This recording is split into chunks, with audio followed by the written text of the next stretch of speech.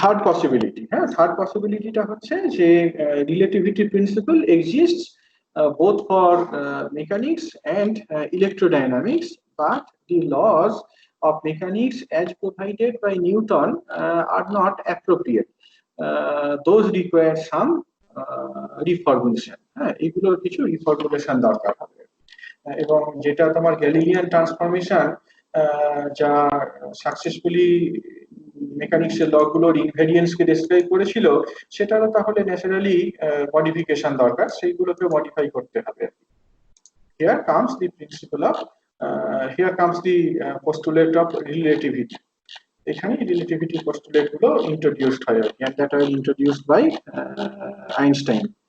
এখানে যদি একটু হিস্ট্রিটা সার্চ করো দেখবে আইনস্টাইনস পোস্টুলেটের মধ্যে দুটো থাকলেও, দুটো পোস্টুলেট বলা হলেও তোমার প্রথম পোস্টুলেটটা কিন্তু এর থেকেই বলা হয়েছিল আর কি। পয়েন্টিয়ারের নাম শুনে থাকতে পারো, ম্যাথমেটিশিয়ান একজন, তিনি বলেছিলেন যে relativity principle holds for whole physics, হ্যাঁ, মেকানিক্স হোক ইলেকট্রোডাইনামিক্স হোক সব ক্ষেত্রেই এই রিলেটিভিটি প্রিন্সিপালটা valid. Einstein added the second point, the most important one, the special one, the speed of light is uniform. Speed of light is same in all inertial frame, এবং এইখানেই তোমার স্পেশালিটিটা আর কি, সেই জন্যই এটাকে স্পেশাল থিওরি বলা হয়। আমরা আগেও দেখবে যখন মাইকেলসন মডেল এক্সপেরিমেন্টটাকে ডেসক্রাইব করছিলাম, সেখানে কিন্তু লাইটের স্পিডটাকে ইউনিফর্ম নিয়ে লাইটের স্পিডটা তোমার আপস্ট্রিম বরাবর একরকম নিয়েছি, ডাউনস্ট্রিম বরাবর একরকম নিয়েছি, কখনো সি প্লাস ভি নিয়েছি, কখনো সি মাইনাস ভি নিয়েছি। But according to special theory of relativity it should be c. Special theory of relativity অনুযায়ী এই জিনিসটা জাস্ট সি হওয়া উচিত, ঠিক আছে। দেখো এখানে খুব সুন্দরভাবে একটা ইন্ট্রোডাকশন দেওয়া রয়েছে রেজনিকের বইতে।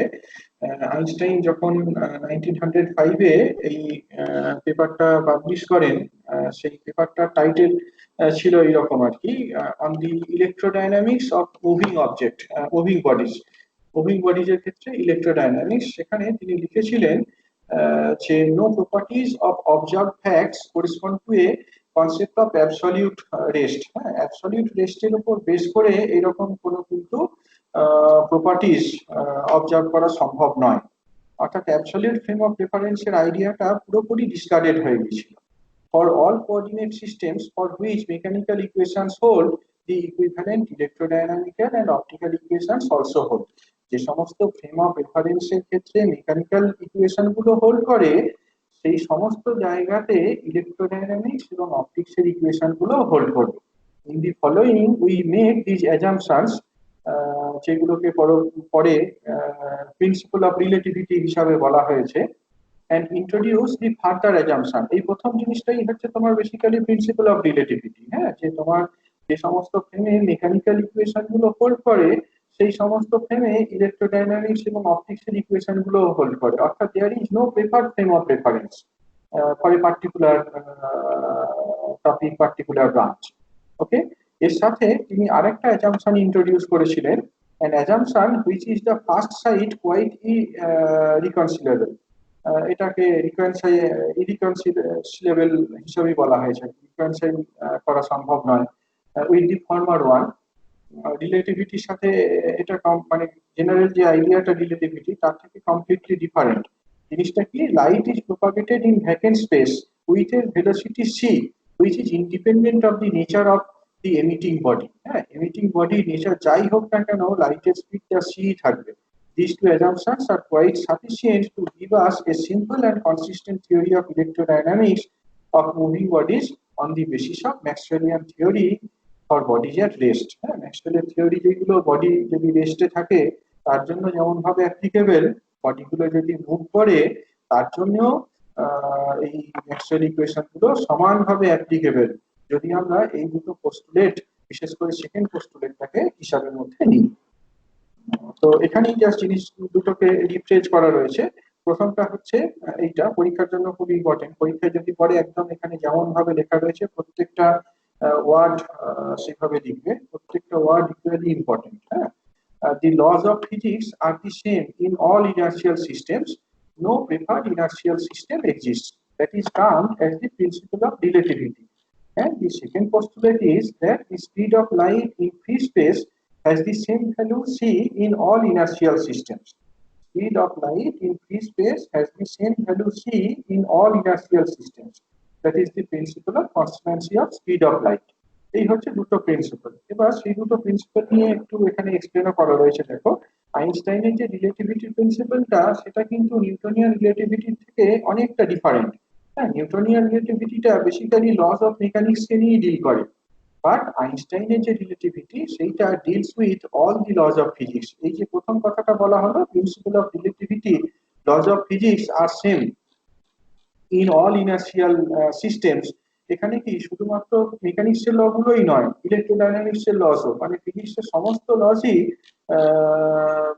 সেম। হ্যাঁ, সমস্ত লসই ইনার্শিয়াল সিস্টেমে ইনভেরিয়েন্ট থাকে, এরকম কোনো প্রেফার ইনার্শিয়াল ফ্রেম নেই। তাহলে এটা completely different from what is stated in Newtonian relativity principal, যেখানে শুধুমাত্র মেকানিক্সের লস গুলোর ইনভেরিয়েন্সের কথাই বলা রয়েছে। ওকে, further it states that it is impossible by means of any physical measurements to designate an inertial system which as intrinsically stationary or moving. এমন কোনো experiment করা সম্ভব নয়। আমরা আগে তো দেখেছি যে মেকানিক্সের কোনো এক্সপেরিমেন্ট করে বলে ফেলা সম্ভব নয় যে আমার ফ্রেমটা রেস্টে আছে কি মোশনে রয়েছে with respect to an inertial frame. এখানে জিনিসটাকে আরো এক্সটেন্ড করা হলো। এখানে বলা হলো যে শুধুমাত্র মেকানিক্সের এক্সপেরিমেন্টই নয়, তুমি ইলেকট্রোডাইনামিক্সের এক্সপেরিমেন্টের কথা ভাবো, ইনফ্যাক্ট ফিজিক্সের যে কোনো এক্সপেরিমেন্টের কথা ভাবো, any physical experiment cannot tell you the motion, cannot tell you your velocity. It cannot tell you how fast or slow you are moving with respect to an inertial frame. হ্যাঁ, কোন একটা inertial ফ্রেমের রেসপেক্টে তুমি কতটা fast বা কতটা slow move করছো, এরকম ফিজিক্সের কোনো এক্সপেরিমেন্ট করে জিনিসটাকে বলা সম্ভব নয়। ওকে, আর সেকেন্ড প্রিন্সিপালটার দিকে তাকাও, সেটাও কিন্তু কমপ্লিটলি কন্ট্রাডিক্ট করে গ্যালিলিয়ান ভেলোসিটি ট্রান্সফরমেশনটাকে, তাই না? আমরা গ্যালিলিয়ান ভেলোসিটি ট্রান্সফরমেশন বা আমরা যেটাকে ভেলোসিটি অ্যাডিশন থিওরেম হিসাবে আগের দিনকে জেনে এলাম, পড়ে এলাম, দেখেছিলাম যে v prime equals to v minus u বা v prime equals to v plus u, এটাই তো ভেলোসিটি অ্যাডিশন থিওরেম।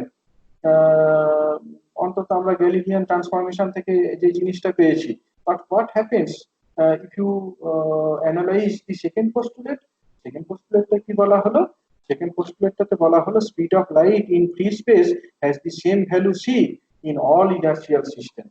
ঠিক আছে, অর্থাৎ এই সি এর ক্ষেত্রে কিন্তু তাহলে এই যে তোমার ভেলোসিটি অ্যাডিশন এই জিনিসটা খাটে না। সি এর ক্ষেত্রে কিন্তু ভেলোসিটি অ্যাডিশন এই যে রুলটা, সেই রুলটা তাহলে খাটে না। আমি ফ্রি স্পেসে যেভাবেই, মানে ফ্রি স্পেসে যে কোনো ইনার্শিয়াল ফ্রেম থেকে এই লাইটের স্পিডটাকে মাপি না কেন, in all cases we will have the same value c. It's 2.99 something into 10 to the power 8 meter per second. এই জায়গাটাতেই কিন্তু স্পেশালিটি। হ্যাঁ, সেই জন্যই এটা basically special theory of relativity হিসাবে বলা হয়। আমরা আগেই বলেছি যে থিওরি অফ রিলেটিভিটি কথাটা আমাদের কাছে নতুন নয়, আমাদের কাছে নতুন হচ্ছে স্পেশাল থিওরি অফ রিলেটিভিটি। এই স্পেশালিটিটা কামস উইথ দি সেকেন্ড পোস্টুলেট। এই সেকেন্ড পোস্টুলেটটাকে যখন ঢোকানো হচ্ছে তখন so many things will appear as special.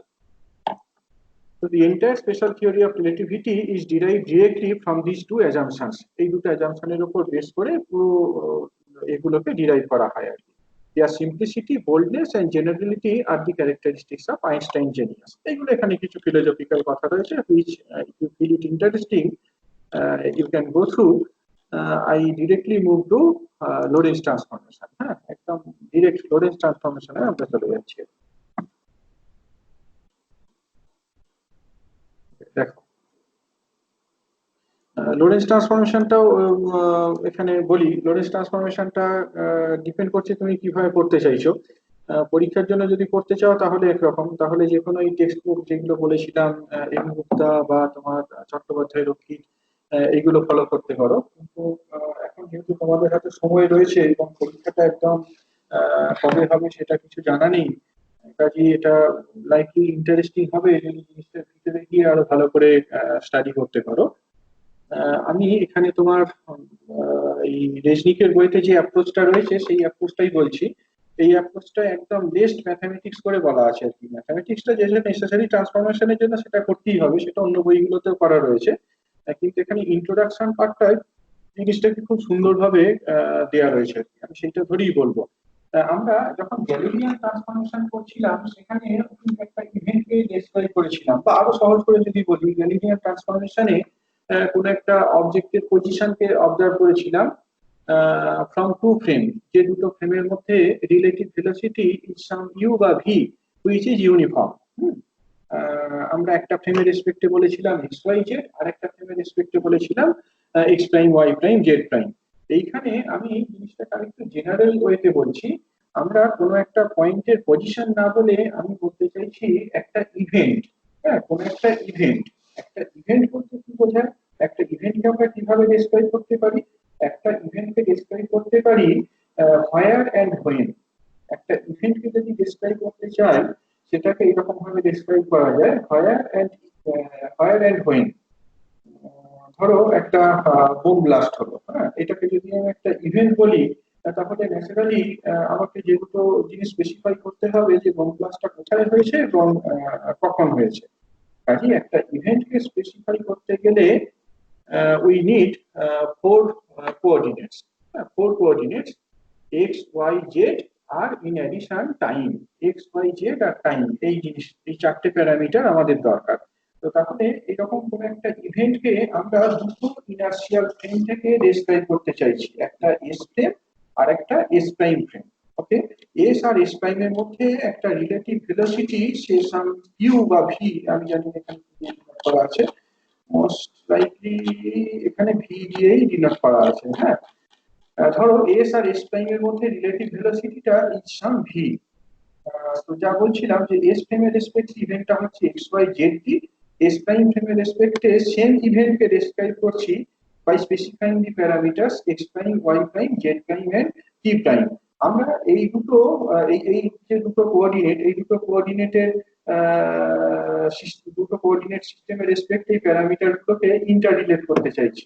অর্থাৎ এক্স প্রাইমটাকে এক্স ওয়াই জেড টি এর ফাংশন হিসাবে, ওয়াই প্রাইমটাকে এক্স ওয়াই জেড টি এর ফাংশন হিসাবে, জেড প্রাইমটাকে এক্স ওয়াই জেড টি এর ফাংশন হিসাবে, এবং টি প্রাইমটাকেও এক্স ওয়াই জেড টি এর ফাংশন হিসাবে রিপ্রেজেন্ট করতে চাইছি। আমরা রিভার্স ট্রান্সফরমেশনের কথা ভাবতে পারতাম, সেক্ষেত্রে এক্স ওয়াই জেড টি এইগুলোর প্রত্যেকটাকে x prime y prime z prime t প্রাইমের ফাংশন হিসেবে রিপ্রেজেন্ট করতে হবে। যাই হোক, আমরা প্রথমে ডিরেক্ট ট্রান্সফরমেশনটা বের করি, তারপরে রিভার্স ট্রান্সফরমেশনটা সেখান থেকেই ফলো হবে। আমরা x prime y prime z prime t prime এদের প্রত্যেকটাকে এক্স ওয়াই জেড টি এর ফাংশন হিসেবে প্রথমে বের করব। তো সেইটা বের করতে গেলে রিলেটিভিটি যে প্রিন্সিপল গুলো রয়েছে সেগুলো আমরা কাজে লাগাবো। যে কথাটা প্রথম পোস্টুলেটে বলা আছে, laws of physics are same in all inertial frame, এটা কাজে লাগাবো। এর পাশাপাশি speed of light in free space, speed of light in free space, প্রত্যেকটা কথা কিন্তু important. Speed of light in free space is same in all inertial frame of reference. হ্যাঁ, এই দুটো পোস্টুলেটকে কাজে লাগাবো। তার পাশাপাশি আরো কতগুলো অ্যাজাম্পশনের কথা বলবো, সেটা হচ্ছে space and time are homogeneous. Space and time are homogeneous. তো what does it mean homogeneity assumption? Homogeneity এই কথার অর্থ কি? এই কথার অর্থ হচ্ছে যে all points in space are equivalent. হ্যাঁ, homogeneity of space and time বলতে বোঝায় যে all points in space are equivalent. For example, result of measurement of a length or time interval, কোন একটা অবজেক্টের ধরো লেন্থ মেজার করতে চাইছি বা একটা টাইম ইন্টারভ্যালকে মেজার করতে চাইছি একটা স্পেসিফিক ইভেন্টে, সেইটা কিন্তু ডিপেন্ড করবে না আমি কোথায় মেজার করছি, মানে কোন ফ্রেমের রেসপেক্টে মেজার করছি তার উপরে ডিপেন্ড করবে, কিন্তু কোথায় রাখছি আমি তার উপরে ডিপেন্ড করবে না। রডটাকে আমি say x equals to 5, x equals to 10 এই দুটোর মধ্যে রাখলাম, কি x equals to 15, x equals to 20 তার মধ্যে রাখলাম, এর উপরে ডিপেন্ড করবে না। All points are equivalent. হ্যাঁ, the separation between 2 points in space or the separation between uh, two events in time domain does not depend on your position or time. ফ্রেমের উপরে ডিপেন্ড করবে, স্পেসে কোন পজিশন থেকে করছো তার উপরে ডিপেন্ড করবে না। এটাই হচ্ছে হোমোজিনিটি। আমরা সিম্পল অ্যালজেব্রার কথা ভাবতে পারি। যদি এই হোমোজিনিটি অফ স্পেস এন্ড টাইমের কথা কনসিডার করি, তার পাশাপাশি যদি আইসোট্রপির কথা কনসিডার করা হয়, হ্যাঁ আইসোট্রপিটা কি, এটা একটা নতুন কথা, কোথায় আমি আগের দিনকে বলছিলাম। সেটা এইরকম যে তোমার স্পেসটা কিন্তু আইসোট্রপিক আর কি। দ্বিতীয় পোস্টুলেটের কথা যদি দেখো ভালো করে, যে লাইটের স্পিডটা সমস্ত ডিরেকশনে সমান, হ্যাঁ it has the same properties in all direction. Isotropy of space এই কথার অর্থ হচ্ছে যে property is independent of the direction. তো এই হোমোজিনিটি এন্ড আইসোট্রপি এই অ্যাজাম্পশন গুলোর উপর বেস করে আমরা বলতে পারি যে কোঅর্ডিনেট ট্রান্সফরমেশন এইটা কিন্তু লিনিয়ার হবে। হ্যাঁ x prime y prime z prime এইগুলোকে যদি এক্স ওয়াই জেড এর ফাংশন হিসেবে লেখা হয়, এই ইকুয়েশন গুলো ট্রান্সফরমেশন রিলেশন গুলো লিনিয়ার হবে। সেই জন্যই আমরা এক্স প্রাইমটাকে as linear combination of x y z t এইভাবে লিখেছি। খেয়াল করে দেখো, যখন আমি এস ফ্রেমে রয়েছি, এইখানে কিন্তু এক্স ওয়াই জেড টি এই চারটেই ইন্ডিপেন্ডেন্ট প্যারামিটার। একই রকম ভাবে যখন আমি এস প্রাইম ফ্রেমের রেসপেক্টে দেখছি, x prime y prime z prime t prime are independent parameter. But যখন আমি এক্স প্রাইম কে এক্স ওয়াই জেড টি এর ফাংশন হিসেবে লিখছি, if we consider the homogeneity of space and time, if we consider the isotropy of space, we can write down x prime y prime z prime t prime as the linear combination of x y z and t। সেইটা সেই জন্য এরকম ভাবে লেখা হয়েছে a11 a12 a13 a14, এগুলো সব তোমার কোএফিসিয়েন্ট, কিন্তু দেখি বুঝতে পারছো এইগুলো কনস্ট্যান্ট। আমাকে যদি প্রপার রিলেশন বের করতে হয়, আমাদের কাজ হচ্ছে এই 16টা কোএফিসিয়েন্টকে বের করে ফেলা। হ্যাঁ apparently the job is very difficult, but আমরা যখন আরেকটু এগুলো দেখবো যে it is not so difficult. এতগুলো কোএফিসিয়েন্ট আদৌ সার্ভাইভ করবে না, এর মধ্যে কয়েকটাই মধ্যে পড়ে থাকবে। এখানে জিনিসটাকে আরো পরিষ্কার করে এক্সপ্লেন করা রয়েছে যে কেন ট্রান্সফরমেশনটাকে লিনিয়ার হতে হবে। যদি নন লিনিয়ার হতো তাহলে কি হতো, তাহলে কিন্তু হোমোজিনিটিটা ভ্যালিড থাকতো না। দেখো ভালো করে, ধরো তোমার তোমার এক্স প্রাইমটা এক্স এর quadratic function, x prime equals two a11 x square. তাহলে আমরা যদি দুটো পজিশনের সেপারেশন মাপি, যেটাকে এক্স এস এস প্লেনে x1 বলছি, এস প্রাইম প্লেনে সেটা x1 প্রাইম, যেটাকে আমি x2 বলছি এস প্লেনে, সেইটাকে s2 এস প্রাইম প্লেনে x2 প্রাইম বলছি। তাহলে কোন একটা এর লেন্থ যদি মাপি x2 prime minus x1 prime, এটা কি হওয়া উচিত, কোয়াড্রেটিক ফাংশন হলে a11 x2 square minus x1 square. এবার এখানে তাহলে বসিয়ে দেখো, x2 যদি 2 হয় x1 যদি 1 হয়, এস এস ফ্রেমের লেন্থটা কত, 1 ইউনিট। এস প্রাইম ফ্রেমের লেন্থটা কত দাঁড়াচ্ছে, 3 a11। On the other hand আমি যদি x2 টাকে 5 বলি আর x1 টাকে 4 বলি, এস ফ্রেমে কিন্তু লেন্থটা 1 ইউনিটই হচ্ছে। বাট একই জিনিস এস প্রাইম ফ্রেমে কত অ্যাপিয়ার করছে, 9 a11। কাজেই এই কোয়াড্রেটিক ফাংশন ধরলে, নন লিনিয়ার ফাংশন ধরলে কিন্তু এই হোমোজিনিটি অফ স্পেস এই আইডিয়াটা তাহলে আর খাটে না। একটা অবজেক্টের লেন্থ আমি একই ফ্রেমে যদি থেকে মেজার করি, আমি দেখবো যে এইখানে রাখলে লেন্থটা একরকম, ওইখানে রাখলে লেন্থটা আরেক রকম। এই আর তো that is why it is necessarily to consider the transformation as linear. Okay, একই যুক্তিতে টাইমটাও বলা আছে, সেটা একটু পরে দেখতে পারো। তো এই আর কি। এবার এখন যেগুলো তোমার এর পরে বলা হচ্ছে যে যদি তোমার ভেলোসিটিটা জিরো হয়, এস আর এস প্রাইম ফ্রেমের মধ্যে যদি ভেলোসিটি জিরো হয়, সেটা ইনফ্যাক্ট আমরা ট্রান্সফরমেশনটা ডিরাইভ করার আগে এটা ধরিয়ে নিচ্ছি যে ইনিশিয়ালি তোমার দুটো ফ্রেমেরই অরিজিন গুলো কোইনসাইড করেছিল। এস ফ্রেমের অরিজিন এবং এস প্রাইম ফ্রেমের অরিজিন কোইনসাইড করেছিল। এবার যত টাইম বাড়ছে এস আর এস প্রাইম ফ্রেমের মধ্যে সেপারেশনটা বাড়ছে। এখন যদি দুটোর ভেলোসিটি যদি জিরো হয়, তাহলে এই দুটো ফ্রেমই কিন্তু কোইনসাইড করে থাকবে এট অল টাইমস। হ্যাঁ সমস্ত সময় এটা কোইনসাইড করে থাকবে। তাহলে we expect a11 a22 a33 a44 equal to 1, বাকি সমস্ত কোএফিসিয়েন্ট গুলো জিরো। যদি দুটো ফ্রেমের মধ্যে কোনো ভেলোসিটি না থাকতো, দুটো ফ্রেমের যে অ্যাক্সিস সেগুলো যদি অ্যালাইন্ড ধরে নিতাম, তাহলে x prime equals to x, y prime equals to y, z prime equals to z, naturally t prime equals to t হতো। অর্থাৎ a11 a22 a33 a44 এই যে তোমার কোএফিসিয়েন্ট ম্যাট্রিক্স, এদের ডায়াগোনাল কম্পোনেন্ট গুলো কি, সেগুলো 1 হতো। অর্থাৎ বেসিক্যালি কোএফিসিয়েন্ট গুলো একটা ডায়াগোনাল ম্যাট্রিক্সের সাথে সমান হতো। কোএফিসিয়েন্ট গুলো একটা ডায়াগোনাল ম্যাট্রিক্সের সাথে ইনফ্যাক্ট একটা আইডেন্টিটি ম্যাট্রিক্সের সাথে সমান হতো। ওকে, বাট এইটা একটা ব্যাপার। আরেকটা জিনিস আমরা খেয়াল করবো যে গ্যালিলিয়ান ট্রান্সফরমেশনটা তো নিউটনস ল গুলোকে ইনভেরিয়েন্ট রাখছে, কাজেই আমরা এখানে যে ট্রান্সফরমেশনটা ডিরাইভ করছি সেখানে যদি ভিটা খুব ছোট ধরে নিই, সেক্ষেত্রে কিন্তু আমরা ওই এটাই রিপ্রোডিউস করতে পারবো, গ্যালিলিয়ান ট্রান্সফরমেশনটাই রিপ্রোডিউস করতে পারবো। আমরা এখানে একটা জেনারেল এক্সপ্রেশন বের করতে চাইছি যেটা কিনা ভি এর যে কোনো ভ্যালুর জন্য হোল্ড করে। Okay, so how to evaluate these 16 coefficients? এই 16 coefficient গুলোকে করতে গেলে আমরা এই দুটো প্রিন্সিপালকে কাজে লাগাচ্ছি। এবার ফর সিম্পলিসিটি আমরা ধরে নিচ্ছি যে এই মোশনটা তাদের কমন এক্স অ্যাক্সিস বরাবর। যেহেতু তোমার ইনার্শিয়াল ফ্রেম, কাজে ভেলোসিটিটা কি, রিলেটিভ ভেলোসিটিটা ইউনিফর্ম। রিলেটিভ ভেলোসিটি ইউনিফর্ম, ধরা যাক এই ভেলোসিটিটা common x x prime axis বরাবর হচ্ছে।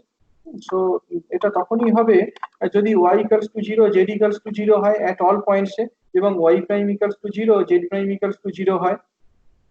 y equals to 0, z equals to 0, y prime equals to z prime equals to 0। তাহলে সেখান থেকে আমরা ট্রান্সফরমেশন রিলেশনটাকে যদি দেখি, দেখবো যে a21, a24, a31, a34 এই কোয়ান্টিটি গুলো 0 হয়ে যাচ্ছে। কি পড়ে থাকছে? y prime, z prime এদের রিলেশনে a22, a23, a32 আর a33। আবার খেয়াল করে দেখো যে এখানে তোমার এক্স ওয়াই প্লেনটাকে যদি লোকেট করি, এক্স ওয়াই প্লেনটা এস প্লেনের কোথায় আছে? at z equals to 0। আর এক্স প্রাইম ওয়াই প্রাইম প্লেনটা এস প্রাইম প্লেনের কোথায় রয়েছে? z প্রাইম ইকুয়ালস টু 0 তে। z ইকুয়ালস টু 0 হওয়ার অর্থ কি? z প্রাইমটাও 0। তাহলে that demands a23 equal to 0, a32 equal to 0। যদি আমরা xz প্লেনটার কথা বলতাম, সেখানে কি y equals to 0, y prime equals two 0। y 0 হলে y প্রাইমটা 0 হবে। এই রিলেশনে দেখো y যদি 0 হয় y প্রাইম 0 হবে, তাহলে a23 ইকুয়ালস টু 0। এই রিলেশনটার দিকে তাকাও, জেডটা যদি 0 হয় জেড প্রাইম ইকুয়ালস টু 0 হবে, অর্থাৎ a32 ইকুয়ালস টু 0। তাহলে এই রিলেশন গুলো আরেকটু সহজ হয়ে গেল। y prime equals two a22y, z prime equals two a33z। আমরা টোটাল 16টা কোএফিসিয়েন্ট নিয়ে পড়ার ছিলাম। এখানে দেখো 16টা কোএফিসিয়েন্টের মধ্যে 6টা কোএফিসিয়েন্টকে কিন্তু উড়িয়ে দেওয়া হলো। হ্যাঁ, লজিক্যালি 6টা কোএফিসিয়েন্টকে 0 করে দেওয়া হলো। এই যে দুটো কোএফিসিয়েন্ট এখন আমরা এখানে এসে ঠেকেছি, a22 আর a33, এইগুলোকে আমরা রিলেটিভিটি পোস্টুলেট দিয়ে বের করে ফেলতে পারি। এখানে সেটাকে আর্গু করা রয়েছে, দেখবে। ধরো we have a rod lying along y axis. হ্যাঁ, ওয়াই অ্যাক্সিস বরাবর ধরো কোন একটা রড লাই করে রয়েছে। এস ফ্রেমে থেকে যদি দেখি তার লেন্থটা হয় সাম 1 ইউনিট। এস ফ্রেমে থাকলে তার লেন্থটা হয় 1 ইউনিট। যদি আমরা এটা এস প্রাইম ফ্রেমে থেকে অবজার্ভ করতাম, তাহলে রেডটার লং রডটার লেন্থ কত হতো? তাহলে রডের লেন্থটা হতো a22, prime equals to a22 into y. Now suppose that the very same rod is brought to rest along y prime axis of s frame. তাহলে prime observer must measure the length to be unity. আমি যদি এই রডটাকে S prime ফ্রেমে রেস্টে রাখতাম, S prime ফ্রেমে কোন একজন অবজারভার লেন্থটাকে কত দেখতো? 1 ইউনিট দেখতো, when because it is at rest। ওকে, আর এস ফ্রেমে যে অবজারভার সে কত দেখতো? সে দেখতো 1/a22, 1/a22, তার কারণ y equals to 1/a22 into y prime, অর্থাৎ 1/a22। Now because the reciprocal nature of this length measurement, first postulate requires that this measurement to be identical। অবজেক্টটা এখানে দেখানো হলো যে অবজেক্টটা যদি এস ফ্রেমে রেস্টে থাকে, এস প্রাইম ফ্রেমে তার মুভিং অবস্থায়, অবজেক্টটা ধরো রেস্ট ফ্রেমে রয়েছে, অবজেক্টটা ধরো এস ফ্রেমে রয়েছে। হ্যাঁ, এস ফ্রেমে রয়েছে এই কথার অর্থ কি? অবজেক্টটা এস ফ্রেমে রেস্টে আছে। এস প্রাইম ফ্রেমের অবজারভার যদি মেজার করে, তার লেন্থটা কত মেজার করবে দেখালাম, a22। On the other hand যদি এই রডটা এস প্রাইম ফ্রেমে থাকতো, অবজারভার যদি এস ফ্রেমে থাকতো, তার লেন্থটা কত অ্যাপিয়ার করতো? As 1/a22। এখন একটা বেসিক্যালি কি, যদি আমি এস ফ্রেমের রডটাকে এস প্রাইম ফ্রেমে মেজার করি, বা এস প্রাইম ফ্রেমের রডটাকে এস ফ্রেমে থেকে মেজার করি, in either case we are measuring the length of the rod in motion. সেই লেন্থটা তাহলে একই রকম হওয়া উচিত, অর্থাৎ a22 এইটাও যা 1/a22 এইটাও তাই। So that implies a22 equals to 1. For the same argument we can show, following the same argument we can show a33 equals to 1। তাহলে কি দাঁড়ালো? y prime equals to y, z prime equals to z। দেখো অনেকটা সহজ হয়ে গেল। 16টা coefficient ছিল, তার মধ্যে 8টা কোএফিসিয়েন্টকে আমরা বের করে ফেলতে পারলাম। ওকে, তাহলে পড়ে রইলো 4টে কোএফিসিয়েন্ট। আমরা শেষে জাস্ট এক্স প্রাইম আর টি প্রাইম এই দুটোতেই এসে ঠেকলাম আর a11x, a12y, a13z, a14t আর টি প্রাইমকে যখন বলছি এরকম ভাবে দিচ্ছি। এবার এখানেও আরো কিছু আর্গুমেন্ট দেওয়া রয়েছে। সেই আর্গুমেন্ট গুলো থেকে এটা বলা যায় যে a42, a43 এইগুলো 0 হবে। হ্যাঁ, টি প্রাইমটা শুধুমাত্র x আর t এরই ফাংশন হওয়া উচিত। একইভাবে x প্রাইম টা x আর t এর ফাংশন হওয়া উচিত। a12, a13, a42, a43 এইগুলো 0 হয়ে যাবে। আর এর পাশাপাশি তোমার আরো আর্গু করা যায় যে a14 এই ভ্যালুটা কিন্তু -v ইনটু a11 এইটার সাথে সমান। তাহলে আলটিমেটলি যেটা দাঁড়ালো সেটা এইরকম, x1 x prime equals to a11 x minus vt, y prime equals to y, z prime equals to z, t prime equals to this। বইগুলোতে মানে টেক্সট বইগুলোতে বেসিক্যালি এই জায়গাটা থেকে শুরু করে আর এইটা ধরে নিয়ে তারপরে অ্যালজেব্রিক্যালি দেখানো হয় যে a11 ভ্যালু কত, a41 ভ্যালু কত, a44 ভ্যালু কত। আমরা এইটা থেকে সেটা এবার প্রসিড করতে পারি। ধরো তোমার ইনিশিয়ালি যেটা বলছিলাম at time t equals to 0, t prime equals to 0, origin of s prime O আর ও প্রাইম কোইনসাইড করেছিল। হ্যাঁ, সেখানে ধরো তোমার কোনো একটা সোর্স অফ লাইট ছিল, একটা পয়েন্ট সোর্স অফ লাইট ছিল যেটা স্ফেরিক্যাল ওয়েভ এমিট করেছে। আমি টি টাইমে এস ফ্রেম থেকে যদি দেখি তার রেডিয়াসটা কত হবে, টি টাইমে আইসোট্রপি অফ স্পেস সমস্ত ডিরেকশনে লাইটটা সমান পাথ ট্রাভেল করছে, সেই পাথটা c ইনটু t এর সাথে সমান। তাহলে এস ফ্রেমে স্ফেরিক্যাল ওয়েভলেটটাকে কিভাবে ডেসক্রাইব করব, x square plus y square plus z square equals two c square t square.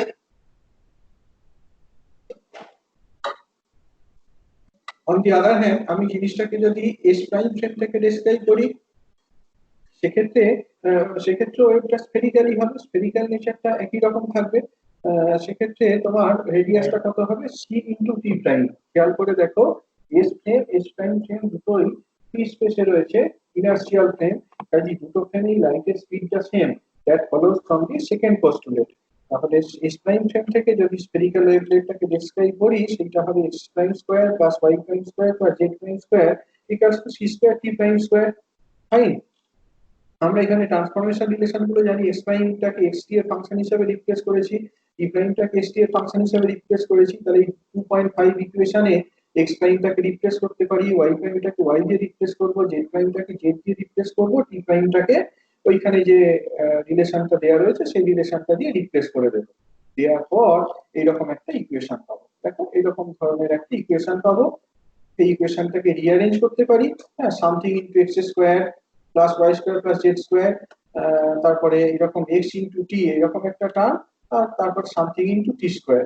তাহলে এটা কি দাঁড়াচ্ছে, এইটা দাঁড়াচ্ছে যে এই ইকুয়েশনটা 2.5টাকে যদি আমরা এস ফ্রেমে প্রজেক্ট করতাম তাহলে কি দেখতাম। আগেই বলা হয়েছে laws of physics will remain same in all inertial frame.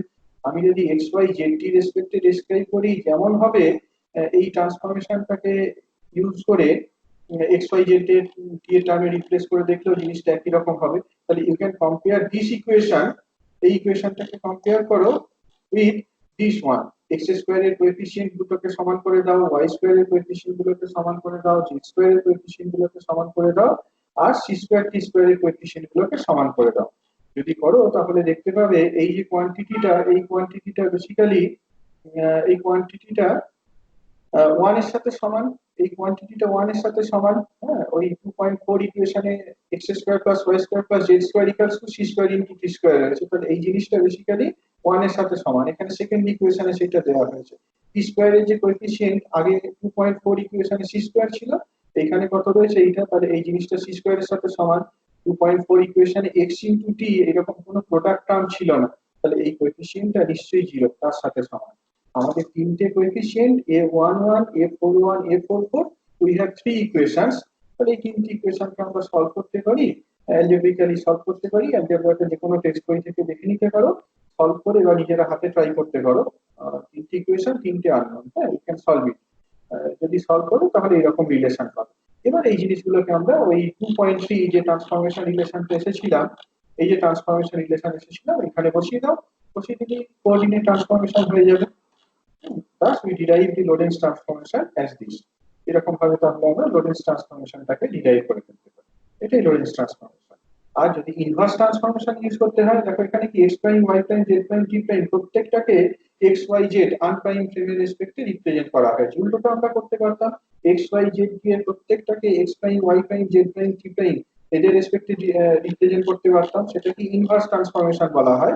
Inverse ট্রান্সফরমেশনটা যদি করো তাহলে এইরকম হবে, কিছুই নয়, বেসিক্যালি তোমার প্লাস ভিটাকে মাইনাস ভি দিয়ে রিপ্লেস করে দিলে যেটা হয় সেটাই। হ্যাঁ দেখো আগের ইকুয়েশনের রেসপেক্টে এই ইকুয়েশনে plus V K minus V দিয়ে রিপ্লেস করে দিলে যেটা হয় সেটাই হয়েছে। এবার আগে আমি যে কথাটা বললাম কোন একটা কনটেক্সটে, যে গ্যালিলিয়ান ট্রান্সফরমেশনটা যে একদম টোটালি ভুল তা নয়। গ্যালিলিয়ান ট্রান্সফরমেশনটা একটা লোয়ার লোয়ার ভেলোসিটির ক্ষেত্রে হোল্ড করে। যেমন নিউটনস লজ অফ মোশন গুলো আমরা দেখেছি যে আমরা যে ভেলোসিটির সাথে, যে ভেলোসিটি গুলোর সাথে কনভার্সেন্ট খুব পরিচিত, সেই ভেলোসিটি গুলোর জন্যই হোল্ড করে। হ্যাঁ, মাইক্রোস্কোপিক পার্টিকেল, সাবঅ্যাটমিক পার্টিকেলের ভেলোসিটির জন্য এগুলো হোল্ড করে না। এখানেও তোমার তাই লোরেন্স ট্রান্সফরমেশনে যদি আমরা ভি বাই সি এইটাকে খুব ছোট ধরি একের থেকে, ভি বাই সি এইটা যদি অনেক থেকে খুব স্মলার হয় তাহলে কি দাঁড়ায়, দেখো ভি বাই সি এটা যদি খুব ছোট হয় তাহলে t equals to t prime, z equals to z prime, y equals to y prime, আর x equals to x prime plus v t prime. বা যদি লোরেন্স ট্রান্সফরমেশনে যাও x prime equals to x minus v t, y prime equals to y, z prime equals to z, t prime equals to t. অর্থাৎ Lorentz transformation reduces to Galilean transformation in the limit v by c much much less than 1। এটাই আরেকটি information, সেটা হচ্ছে Lawrence ট্রান্সফরমেশনটা কিন্তু mathematically derive করা হয়েছিল, নামটা এই জন্যই Lorentz transformation, Lorentz derive the relation. এবং লোরেন্স ট্রান্সফরমেশনটা ম্যাথমেটিক্যালি আইনস্টাইনের অনেক আগেই ডিরাইভ করা হয়েছিল। Einstein special theory of relativity দিয়ে সেই জিনিসটাকে করেছিলেন, postulate of special theory of relativity এইটার উপর বেস করে ডিরাইভ করেছিলেন। আর আরো একটা ইনফরমেশন, যে এই মাইকেলসন মডেল এক্সপেরিমেন্টের নাল রেজাল্ট, সেই নাল রেজাল্টটা লোরেন্স ট্রান্সফরমেশন দিয়েও কিন্তু এক্সপ্লেন করা যায়। Lorentz attempted to explain the null result in Michelson model experiment. Length contraction এইটা দিয়ে মাইকেলসন মডেল এক্সপেরিমেন্টটাকে এক্সপ্লেন করার চেষ্টা করেছিলেন, এবং সেটা নাল রেজাল্ট যে দেখাবে সেটা করা হয়েছিল। যদিও সেই এক্সপ্লেনেশনটা অ্যাডক বেসিসে, টোটালি ম্যাথমেটিক্যাল, কোনো আর্গুমেন্ট ছিল না। But we are now in a position from where we can explain Michelson model experiment. Explanation is the following: that the light has same speed in all inertial frame. Light এর স্পিডটা একই রকম। আমরা এই যে c plus v, c minus v এই কথাগুলো বলছিলাম, এই আর্গুমেন্টটা ভুল। হ্যাঁ, তোমার m মিটার থেকে m1 মিটারে পৌঁছতে লাইটটার সময় লাগছে l1 বাই c, একইভাবে L1 মিটার M1 মিটার থেকে M মিটারে ফিরে আসতেও লাইটটার কিন্তু একই টাইম লাগছে L1 বাই c। এই আইডিয়াটাকে কাজে লাগিয়ে দেখো, ম্যাথমেটিক্যালি দেখতে পাবে যে Michelson model experiment should not give any field shift when rotated to 90 degree. এটাকে যদি 90 ডিগ্রি রোটেট করে দেওয়া হয় তাতে করে কিন্তু কোনো রকম ফিল্ড শিফট আমরা পাবো না। এটাই মেনলি বলার ছিল আজকে। আমি যে এটা বললাম, ট্রান্সফরমেশনটা বললাম, সেই ট্রান্সফরমেশনটা এই বইটা থেকে পড়ো একটু ভালো করে। তোমার এই ট্রান্সফরমেশনটাকে আমরা ম্যাট্রিক্স ফর্মে লিখে ফেলতে পারি। সেই ম্যাট্রিক্স ফর্মের রিপ্রেজেন্টেশনটা যদি দেখো সেটা এরকম ধরনের হবে।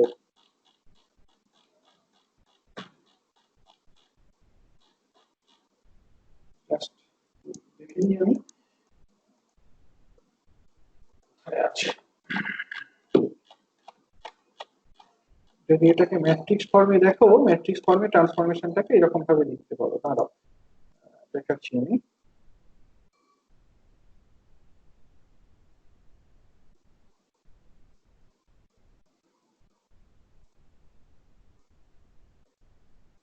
এইটা, হ্যাঁ, যদি জিনিসটাকে ম্যাট্রিক্স ফর্মে লেখা হয় তাহলে এরকম হবে। এখানে গামাটা একটা ফ্যাক্টর, গামাটাকে ওই 1/√v² - c² এইভাবে লেখা হয়। এইগুলো কিন্তু খুব conventional notation. V by c এই রেশিওটাকে বিটা দিয়ে রিপ্রেজেন্ট করা হয়, খুব কনভেনশনাল একটা notation, beta equals to v by c. আর এই ট্রান্সফরমেশনে দেখবে তোমার গামা একটা ফ্যাক্টর অ্যাপিয়ার করছে। এক্স প্রাইমটাকে আমরা এরকম ভাবে লিখতে পারতাম, সিটি প্রাইম বা টি প্রাইমটাকে এরকম ভাবে লিখতে পারতাম। এরকম ভাবেও ট্রান্সফরমেশনকে লেখা হয়। সি ইন্টু টি প্রাইম দিয়ে লিখলে সুবিধাটা হয় x prime y prime z prime এদের যে ডাইমেনশন সেই ডাইমেনশন এটা চলে আসে, স্পিড ইন্টু টাইম কাজেই ডাইমেনশন অফ লেন্থ এর সাথে সমান। পজিশন ফোর ভেক্টর যখন করবো সেখানে আমরা দেখবো আর কি জিনিসটাকে। এই গামাটা হচ্ছে তোমার এই রিলেটিভিস্টিক ফ্যাক্টর 1/√1 - β² কাজেই লোরেন্স ট্রান্সফরমেশনটা অল্টারনেটিভলি এরকম ভাবে লেখা যায়। ইনভার্স ট্রান্সফরমেশনটা যদি লিখতে হয় তাহলে জাস্ট এই মাইনাস গুলোর পরিবর্তে প্লাস হবে, যেটা বললাম v will be replaced by minus v. যদি আমরা বলি এস ফ্রেমের রেসপেক্টে এস প্রাইম ফ্রেমটার ভেলোসিটি ভি, তাহলে এস প্রাইম ফ্রেমের রেসপেক্টে এস ফ্রেমের ভেলোসিটিটা হবে মাইনাস ভি। আমরা ট্রান্সফরমেশনটাকে এইরকম ম্যাট্রিক্স ফর্মে লিখে ফেলতে পারি, x prime y prime z prime c t prime equals to this 4/4 matrix multiplied by the column matrix x y z ct।